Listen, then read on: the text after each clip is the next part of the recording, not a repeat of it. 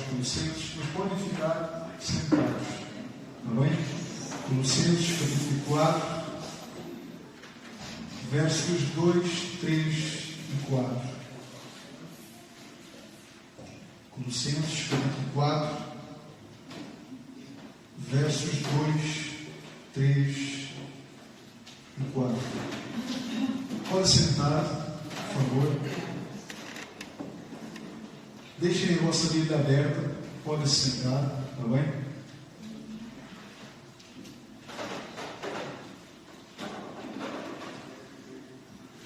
Vamos fazer uma breve oração. Querido Deus e amado Senhor, obrigado por este momento e por esta oportunidade. Neste momento, dá-nos graça diante do Teu Santo Livro. Ajuda-nos, Deus, a falar das Tuas verdades e entendê-las, que elas possam queimar os nossos corações, que elas possam despertar as nossas almas, que elas possam, de facto, nos conduzir a uma vida para a Tua glória. Edifica-nos, consola-nos e transforma-nos em nome de Jesus. Deixem esse livro aberto, Colossenses capítulo 4, versos 2, 3 e 4, e olhem para cá. Irmãos, existe de facto uma grande dificuldade em nossos dias no tocante à evangelização. Fala-se muito pouco de evangelização. Sabe-se muito pouco de evangelização. E verdade seja dita, existe muito pouco interesse a respeito da evangelização. Queridos, existe em nossos dias uma despreocupação assustadora.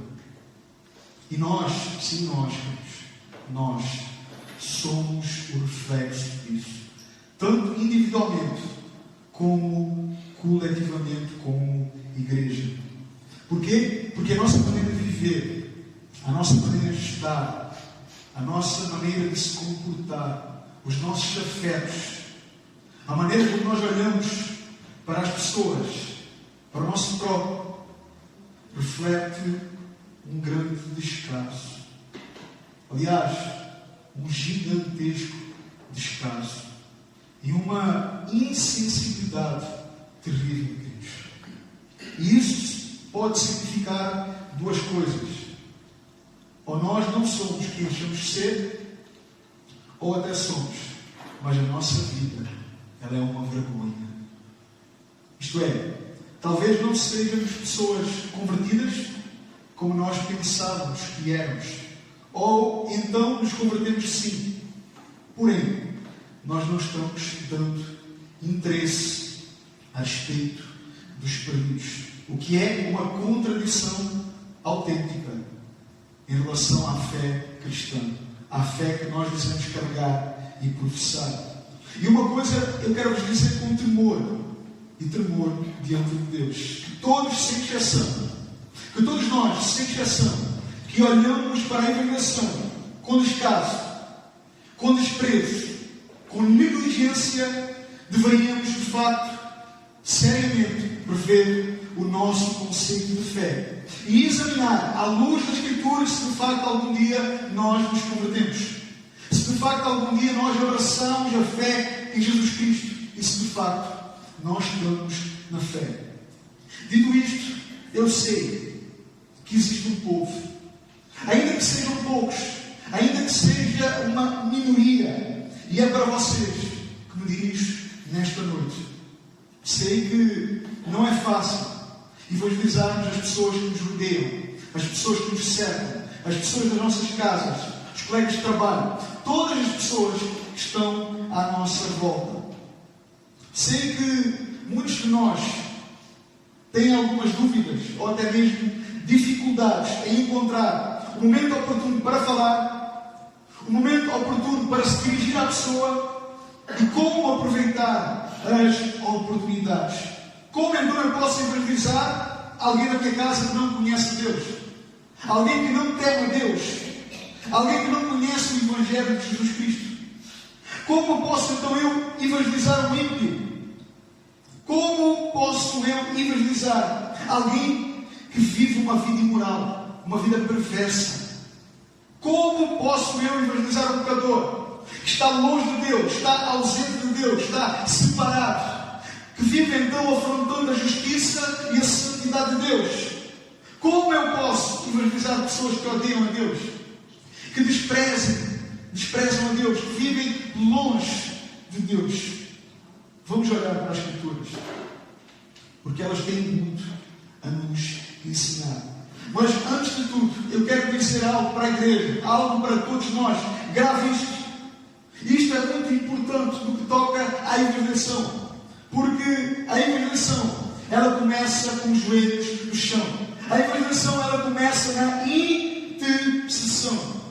Talvez esta frase pareça um pouco triunfalista, mas escutem. Para uma evangelização bem-sucedida e frutífera, 70% está na intercessão e 30% está na pregação do Evangelho. 70% oração, intercessão, clamor, e 30% pregando e proclamando o Evangelho. Então nós temos aqui um princípio importantíssimo que nós devemos ter em conta se nós queremos de facto ser bem-sucedidos na evangelização. Então a evangelização, ela começa sem dúvida por uma intercessão árdua. Esse é o princípio, é o começo da evangelização, intercedendo, clamando, orando. Mas para não ficar pelas minhas palavras, nós vamos ler um texto absolutamente oportuno para nós nesta noite. Vai nos ensinar como lidar com esta situação, de como fazê-lo, de como ser bem-sucedidos na evangelização. Lembrem-se, nós estamos falando de pessoas caídas, pessoas pecadoras, pessoas que estão em trevas, pessoas difíceis, pessoas duras de coração, pessoas orgulhosas, soberbas, arrogantes, que não querem ouvir nada acerca de Deus, que recusam parar para ouvir acerca de Deus e da sua mensagem. Quero que saibam que isto é um problema que já dura há milhares de anos. Este é um problema que a igreja sempre enfrentou. Este é um problema que os cristãos sempre enfrentaram ao longo das gerações. Problemas, dilemas, dificuldades para evangelizar. Existem então várias barreiras e dificuldades para que nós cheguemos aos ímpios, para que nós nos dirijamos aos ímpios, para que nós falemos com os ímpios. Mas a carta do apóstolo Paulo aos Colossenses, ela vai com certeza nos ajudar nisto. Ela vai nos dar respostas. Ela vai nos ensinar como fazer isso. Mas antes nós lermos o nosso texto, Colossenses capítulo 2, versos 2, 3 e 4, permitam-me introduzir ao nosso texto, para que nós juntos possamos estar completamente familiarizados com o texto bíblico e com esta carta. Como sabemos, esta carta ela é da autoria do apóstolo Paulo. É uma carta escrita pelo apóstolo Paulo. Paulo está escrevendo para um povo que ele não conhece. Paulo não foi o plantador desta comunidade local. Aliás, neste preciso momento, Paulo está preso na cidade de Roma, onde ele permanece por 2 anos. E é nesta ocasião que Paulo vai escrever 4 cartas, do qual nós temos no Novo Testamento. Ok? Carta aos Efésios, ao Filemão, a Colossenses e aos Filipenses. Efésios, Filemão, Colossenses e Filipenses. Epáfras foi o plantador desta igreja em Colossos. Este homem, ele se converteu em Cristo e ao Evangelho pela pregação do apóstolo Paulo, quando Paulo ficou por 3 anos na cidade de Éfeso. Epáfras, então, ele se tornou discípulo de Paulo. Ele passa agora a ser mentoreado pelo apóstolo Paulo. Ele se torna, então, agora, após se converter em Éfeso, ele passa agora a se tornar um cooperador da obra de Deus, um amigo de Paulo, um obreiro, um pastor, alguém que sai agora da cidade de Éfeso e vai para a sua cidade natal, para Colossos. E quando este homem chega lá, ele começa a pregar o Evangelho, o que resulta então agora no nascimento da igreja de Colossos. a frutificar, a crescer de forma saudável e de forma espiritual. Entretanto, queridos, esta igreja, ela agora, apesar de estar saudável, de estar firme no Evangelho, que recebeu, de estar crescendo, de estar avançando, de estar frutificando, agora de forma sutil, alguns falsos profetas começam agora a induzir aquele povo de Colossos com aquilo que é chamado de heresia de Colossos.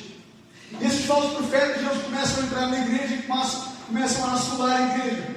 E muitas dessas heresias são aquilo que nós hoje conhecemos, na qual muitos falsos profetas ensinam até os dias de hoje o gnosticismo, o legalismo, o misticismo e o ascetismo. Mas vejam, Epáfras, como representante da igreja, como pastor da igreja, como apacentador daquele povo, tendo dificuldades para lidar com este tipo de ensinos, o que é que ele faz?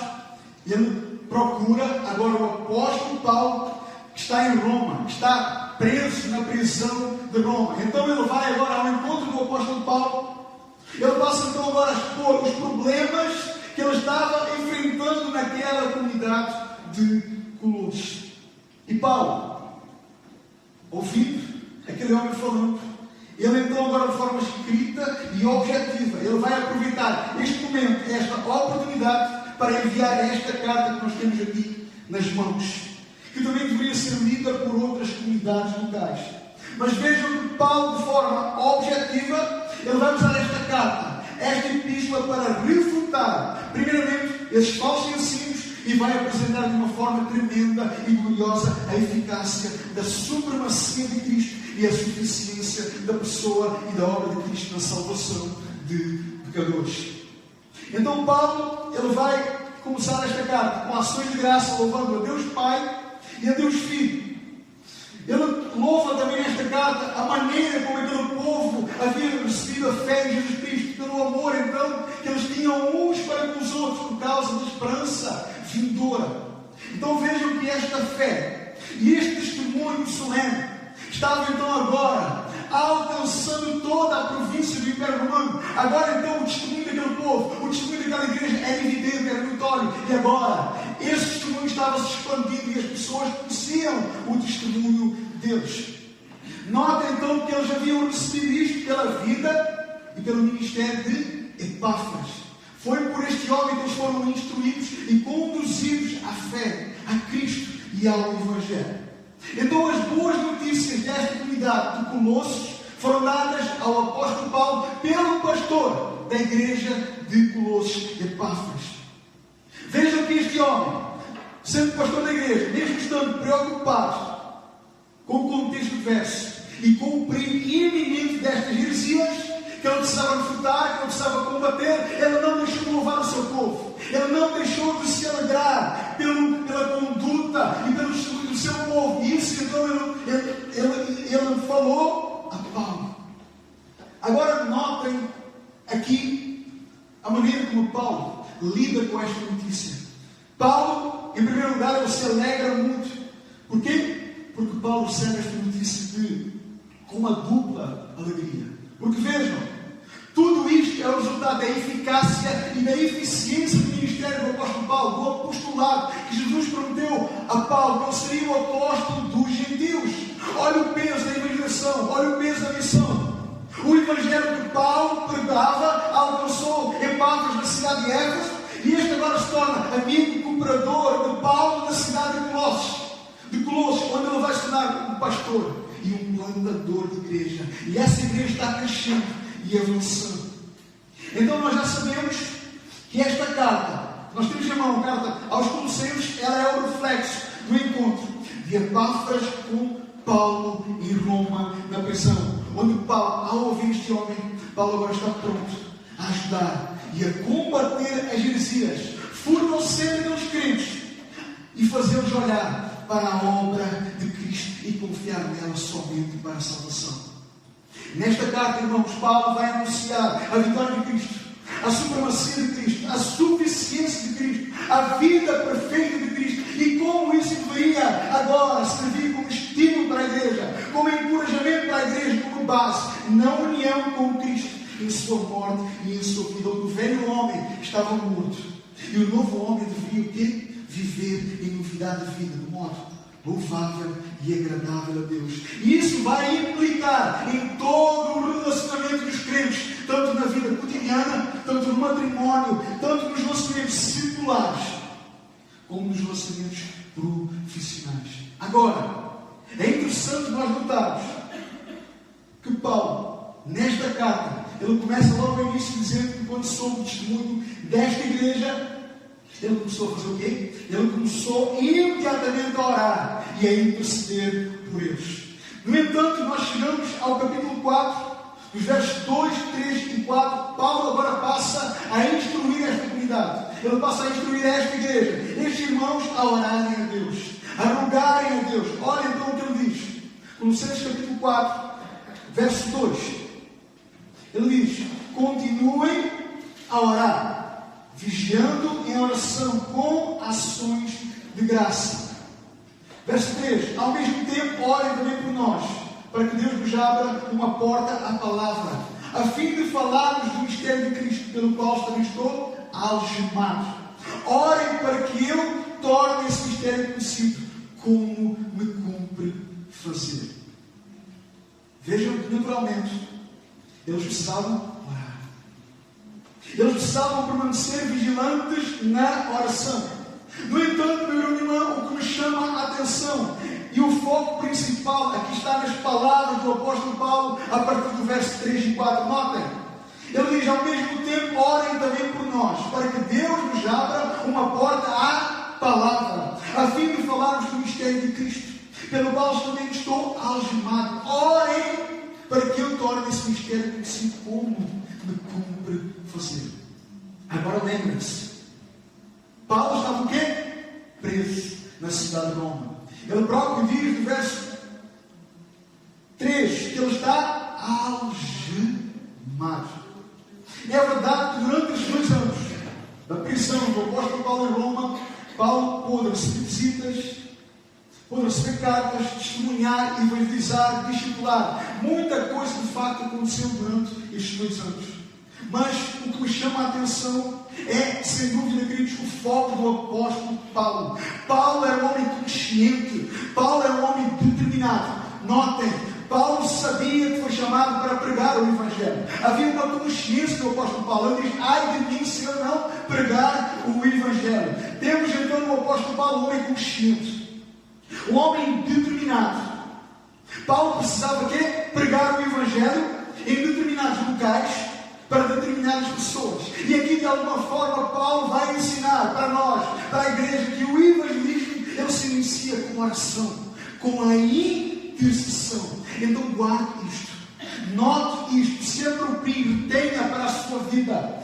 Todas as almas que você quer ver se convertendo a Cristo, seja uma pessoa, seja uma casa, seja uma família, seja seus colegas de trabalho, seja seus pais, suas mães, suas crianças, seja seu esposo, sua esposa, seja uma cidade inteira, uma vila, um bairro, seja sempre uma vizinhança, seja o que for, o princípio começa aqui. Dobra os seus joelhos e ora, dobra os seus joelhos e interceda, clama. Por quê? Porque o fenômeno da evangelização, ela começa aqui, meu irmão e irmã, na oração, na intercessão. Você começa orando e intercedendo por pessoas, pela cidade, pela nação, pela sua casa.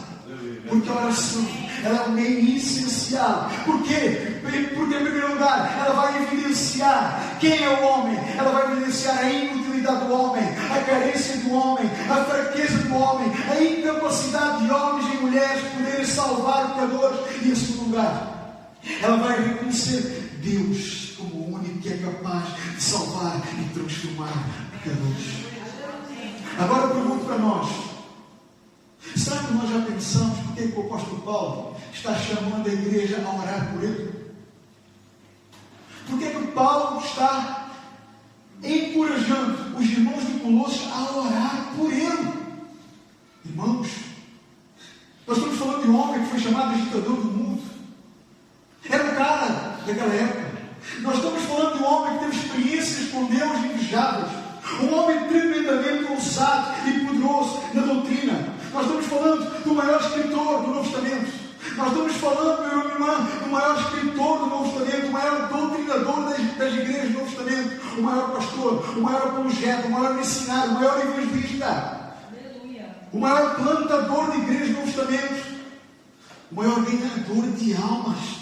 A sua sabedoria, a sua retórica era absolutamente fenomenal. Era um homem cheio de Deus, cheio da presença de Deus. Aliás, este homem era um homem que orava, que clamava, que dependia de Deus na oração, buscava Deus em oração incessante. Como assim, Paulo? Porquê? Estás pedindo para nós orarmos por ti? Não deveria ser tu orar por nós? Mas Paulo vai responder essa pergunta no verso 3. Por que Paulo está pedindo oração àquela igreja? Ele vai dizer porquê? Para que Deus abra uma porta, para que uma porta seja aberta. Paulo estava pedindo à igreja para orar por ele, para que Deus abrisse portas, para que Deus proporcionasse oportunidades para que ele pudesse entrar para pregar o Evangelho. Então isto serve para nós também, queridos, esta noite. Isto serve para nós. Isto serve para você que se sente impotente diante da sua família ímpia, onde talvez você seja a única pessoa cristã, onde ninguém na sua casa quer saber de Deus. Isto serve para si, aliás, serve para todos nós, onde de alguma maneira nós estamos inseridos no nosso trabalho, onde nós lidamos com pessoas ímpias, ou dentro da nossa própria cidade, onde existe uma minoria de crentes justificados e regenerados. Então isto serve para todos nós, onde estamos inseridos, porque nós lidamos com pessoas difíceis todos os dias, pessoas duras de coração, que não querem ouvir sobre Deus, que não querem ouvir sobre o Evangelho, que não querem ouvir nada tocante a Deus, a sua mensagem, a sua palavra. Agora notem que a instrução de Paulo aos Colossenses foi para orar.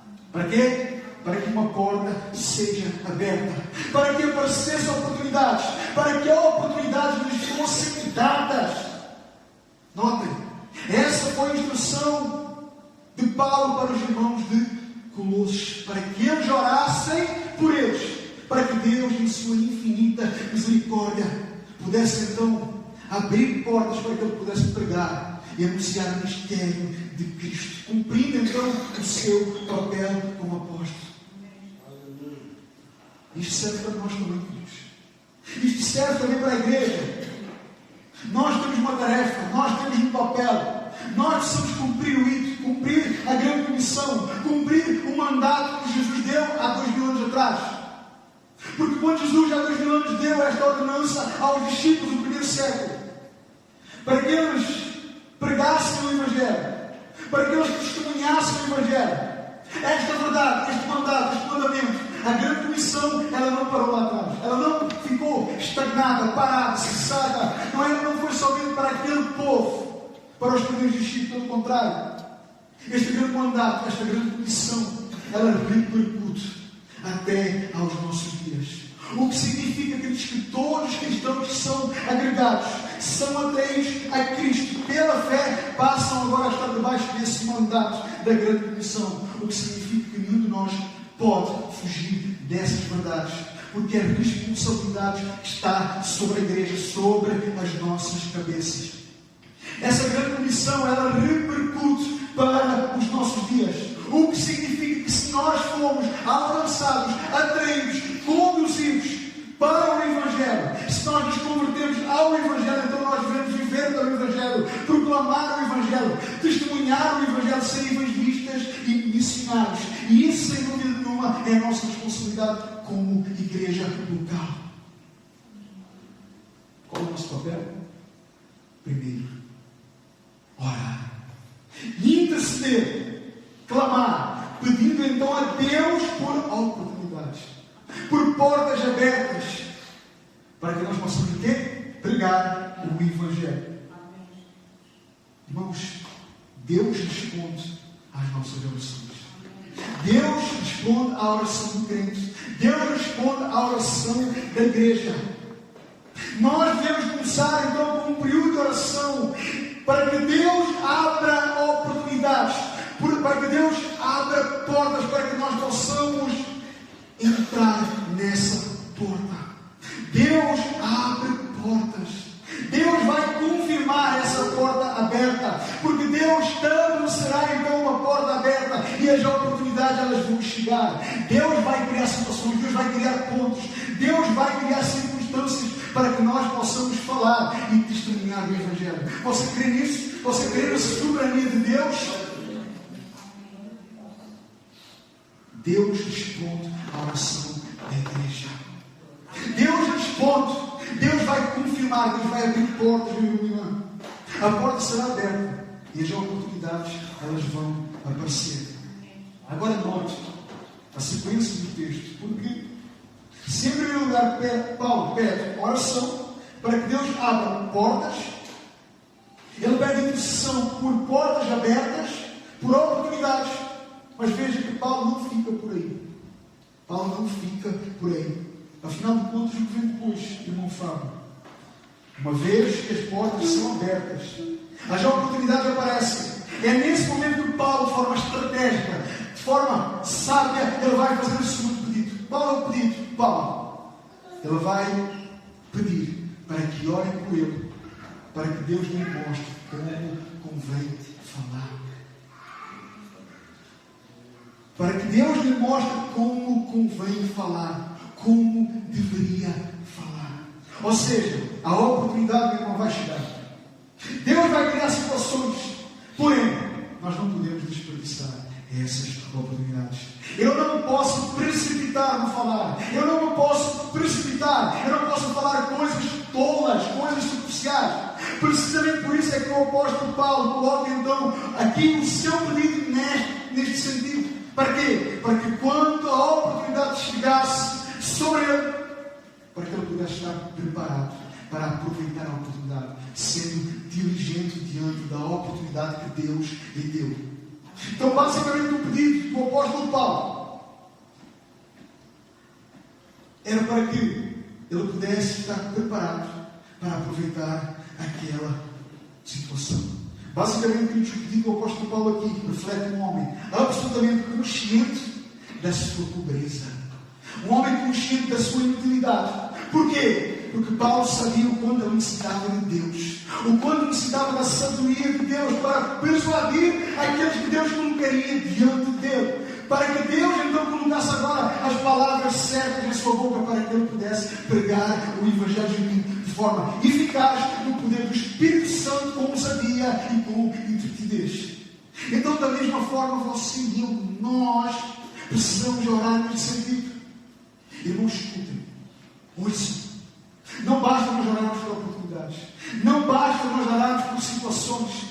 Não basta nós orarmos por circunstâncias propícias, porque não chega. Precisamos ser detalhistas, estratégicos. Precisamos orar com sabedoria, com entendimento, com estratégia. Precisamos então orar e interceder de forma profunda e precisa, rogando então e implorando também a Deus que nos dirija no que falar, em como evangelizar. É necessário a sabedoria que vem do alto. É necessário a iluminação do Espírito Santo. Para quê? Para que nós sejamos capazes de falar ousadamente da graça de Deus com intrepidez, sendo persuasivos em cada palavra, falando com graça, com poder, com autoridade, usando os argumentos certos, explicando e aplicando a palavra de Deus ao coração dos homens e das mulheres, na dependência do Espírito Santo.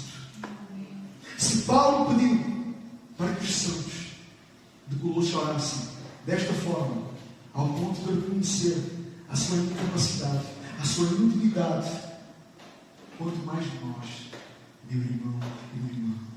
Então, nós seguindo este modelo da evangelização é essencial, é fundamental. E como nós precisamos entender estes princípios. Infelizmente, como eu falei no início, pouco se fala de evangelização. E o pouco que temos e vemos são ramificações distorcidas daquilo que de facto é a evangelização. Porque existe muito movimento, existem muitos planeamentos, muitas atrações, muitas coisas agradáveis que seduzem e atraem os homens. Tudo é oferecido aos homens pela igreja moderna: felicidade, paz, alegria, sucesso, cura, prosperidade, menos o mais importante, Cristo, o Salvador. E infelizmente o evangelismo moderno é uma desgraça autêntica. Tudo é feito centrado do homem e não em Deus. Saibam que métodos humanos, métodos carnais, podem atrair pessoas à igreja, mas não vão atrair pessoas ao Evangelho, a Cristo. Pelo contrário.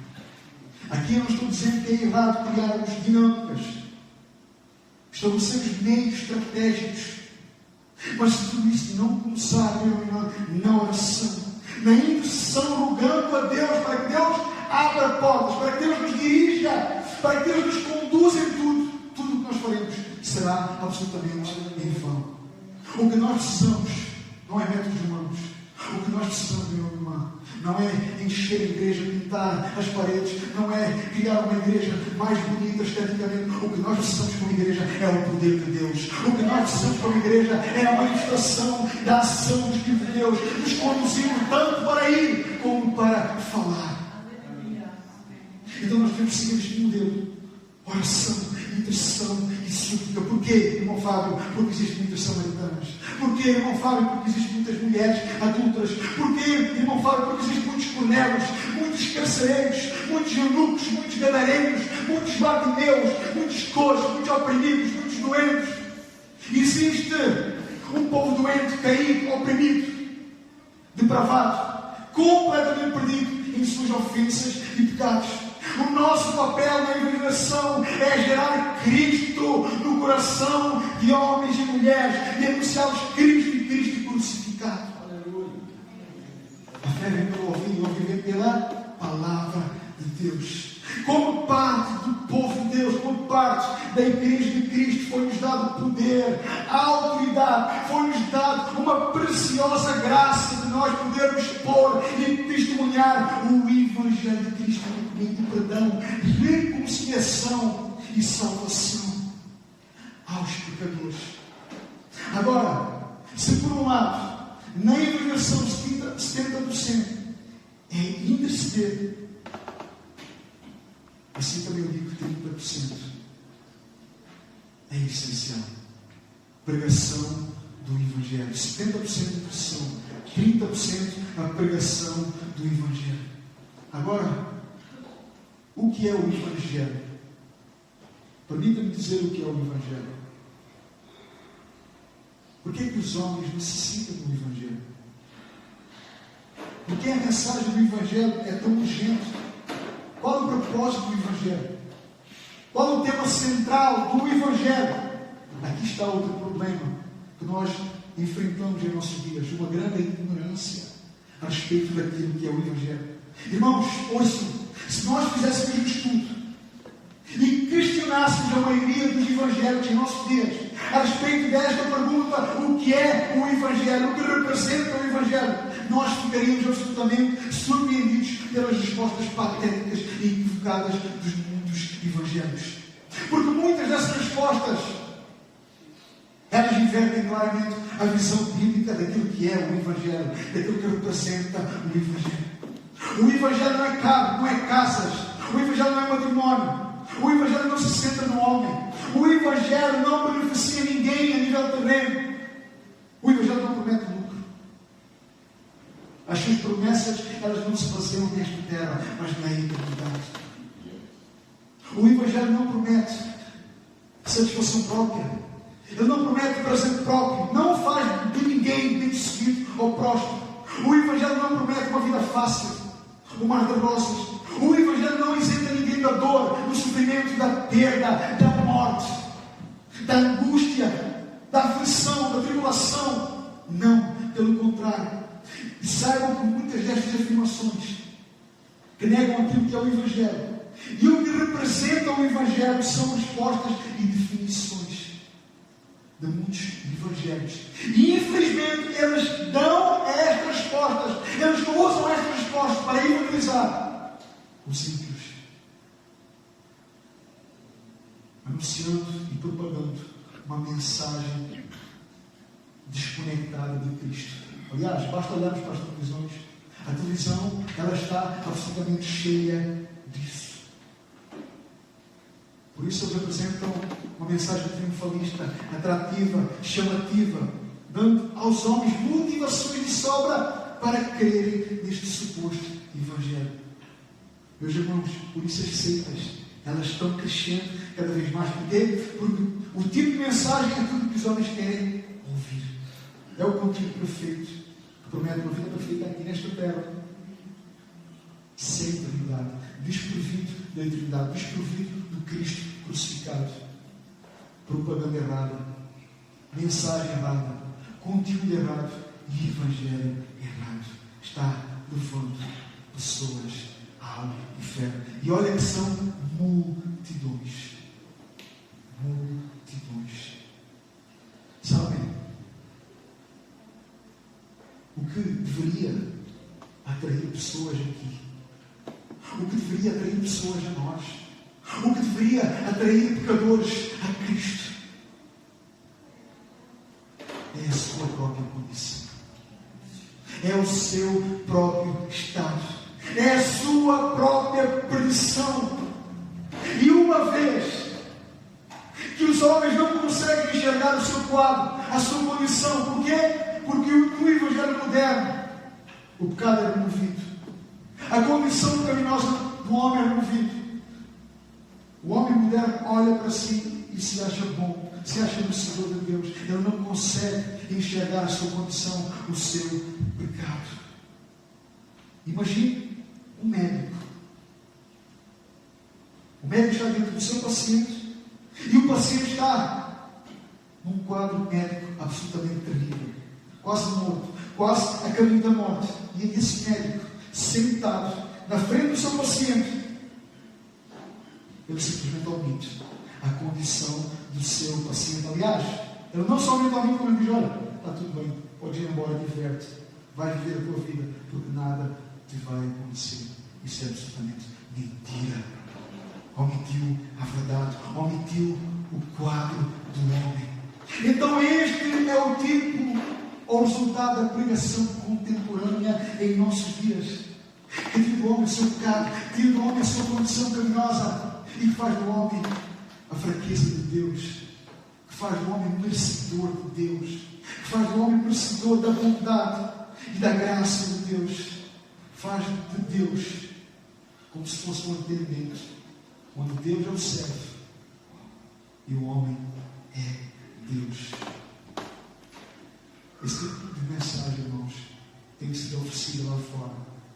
É uma mensagem pobre, que vai remover de Deus todos os seus elevados atributos e coloca Deus embaixo e coloca o homem acima, como se Deus implorasse por aceitação dos homens, como se Deus precisasse dos homens, como se Deus precisasse da criação para ser Deus. Que tolice! Que tolice! Isso é ridículo. Por quê, irmãos?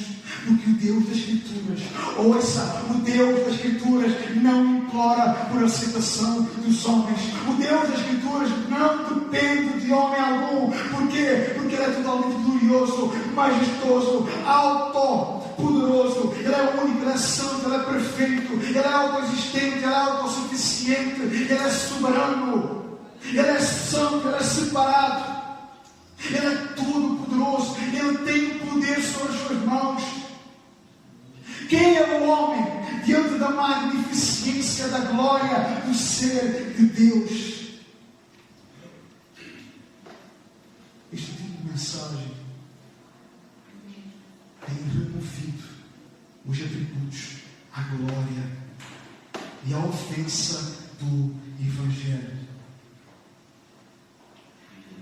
O Evangelho não é sobre homens, o Evangelho não é sobre nós, o Evangelho diz respeito à pessoa e à obra de Cristo. O Evangelho diz respeito a um Deus santo e sublime, que enviou o seu Filho para redimir pecadores mediante a sua morte substitutiva como pagamento dos nossos pecados.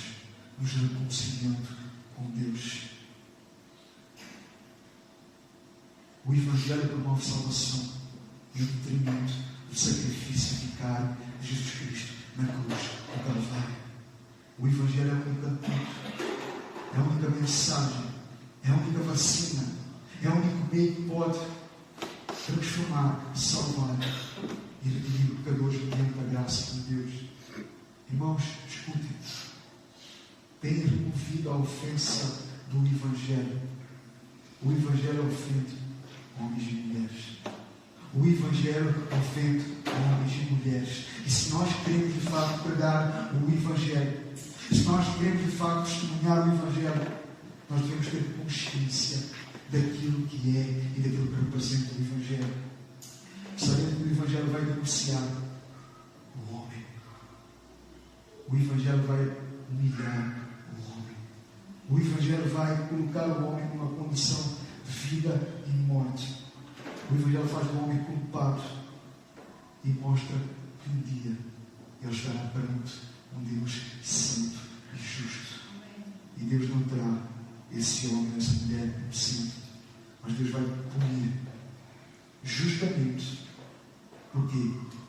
Porque esse homem e essa mulher é digno de punição e condenação, porque ele encontrará um Deus santo e justo e que fora de Cristo não há salvação.